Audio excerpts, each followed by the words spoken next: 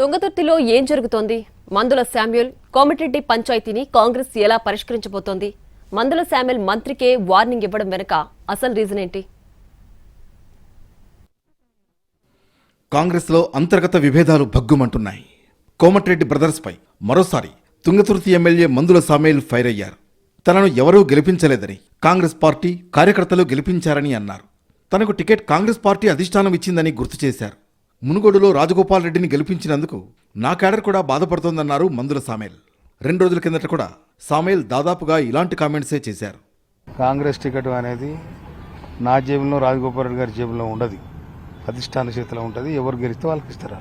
అది కమ్మని ఏం గెలిపించాలి, తప్పదు. నాకు నేనుగా నా తుంగతుర్తి ప్రజలు గెలిపించారు. గతంలో నువ్వు గెలుస్తావని చెప్పి నాకు అలా అబద్ధం ఆడను నేను. విన్నారా? నువ్వు గెలిస్తే శామ్యూల్ కాంగ్రెస్లోకి వస్తాను. అప్పుడు ఆయన బీజేపీలో ఉండి నేను కాంగ్రెస్ చేయలే, ఆయన కడ ముంగంటే నేను కాంగ్రెస్ చేయలే. మునుగోడులో నేను చేయను, నా క్యాడర్ కూడా బాధపడుతుంది గెలిపించినందుకు. తుంగతుర్తి ఇష్యూపై రాష్ట్ర కాంగ్రెస్ దృష్టి పెట్టింది. పార్టీ పరిశీలకుడిగా ఉన్న జగ్గారెడ్డి తుంగతుర్తి వ్యవహారంపై స్పందించారు. శామ్యూల్ వ్యాఖ్యలపై అధిష్టానానికి పూర్తి నివేదిక సమర్పిస్తానన్నారు.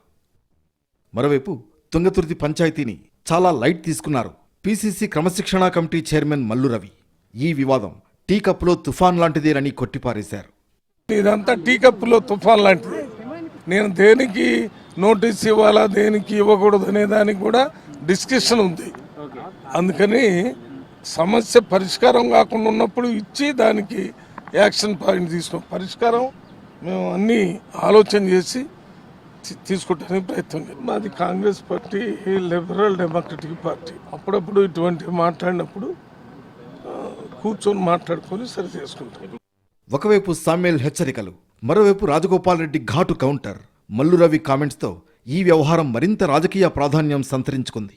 తుంగతుర్తి కాంగ్రెస్లో మొదలైన ఈ మాటల యుద్ధం క్రమశిక్షణ చర్యల వరకు వెళుతుందా, లేక పార్టీ పెద్దలు జోక్యం చేసుకుని వివాదానికి తెరదించుతారా అన్నది హాట్ టాపిక్గా మారింది.